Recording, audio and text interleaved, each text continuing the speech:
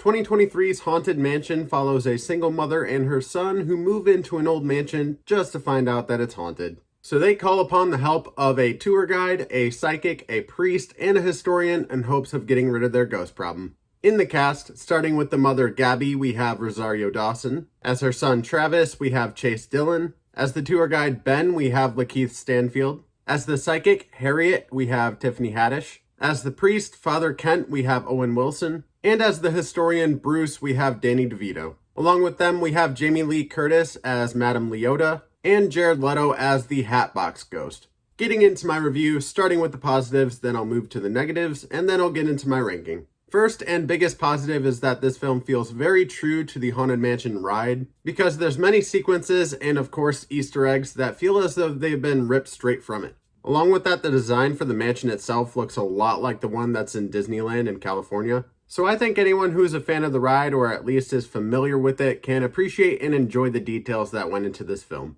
The next positive is the cast. There are a lot of really great actors in this film, and it's hard not to enjoy seeing them in the film. But the biggest standout by far is definitely Lakeith Stanfield as Ben. I know I mentioned Rosario Dawson first in the cast, but Lakeith Stanfield really is the lead of this film. You mainly follow him throughout the film, you see things through his perspective, and the main character arc of the film belongs to him. Throughout the film, I thought his character had a lot of charisma, a lot of heart, and some surprising emotional scenes that really got to me. But the last positive I can come up with is the visual effects. I don't think I'll be surprising anyone by saying there's definitely more CGI than practical effects in this movie. But for the most part, I think the uses of CGI in this movie were done pretty well. There's a lot of things in this film they probably could have done with practical effects, but would have been easier with CGI, and it makes sense why they went with CGI. And I think overall, if you're going to use it, you got to use it right. And for the most part, I think they did use it right. But alright, that's all I got for my positives. So without further ado, let's move on to my negatives. First negative has to be the story. I don't mind the story with the scared mother and child, or the deeper story going on with Lakeith Stanfield's character. But when it comes to the stories for the other characters, or the main story involving the haunting, it really leaves a lot to be desired. As far as the story for the other characters, they really just don't get as much development, but when it comes to the haunting plot, that's the main plot of the film, and it really just isn't all that interesting. And part of that is an issue with the writing for the story, but another part of that is that there's really no suspense, which is my next negative.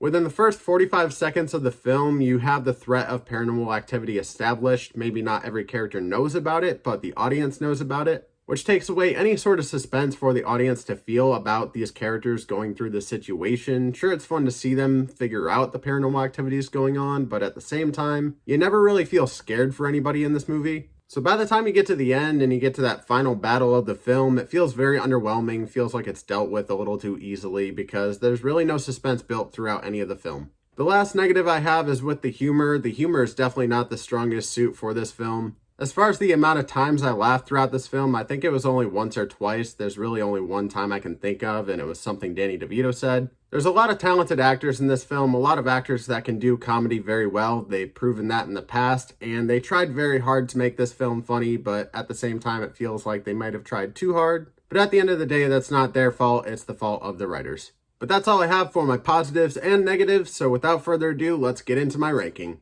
When it comes to my ranking, I feel bad for ranking it this low, but 2023's Haunted Mansion is going to have to be a free ticket. You can have some great actors, some great emotional elements, you can also have some great visual effects, and some great attention to detail and Easter eggs. But what drags all of that down is an underwhelming story, underwhelming humor, a lack of suspense, and wasted talent. But honestly, those are just my opinions on 2023's Haunted Mansion, and I'd love to see yours down in the comments below. Have you seen the film? Did you love it? Did you hate it? Are you in the middle? Have you not seen it? Are you planning on watching it anytime soon? Why or why not? Really, any comments you have for me, I would love to hear from you. I respond to as much as I can. But do me a favor and leave a like on this video, subscribe, and hit that notification bell so I can see you in the next one.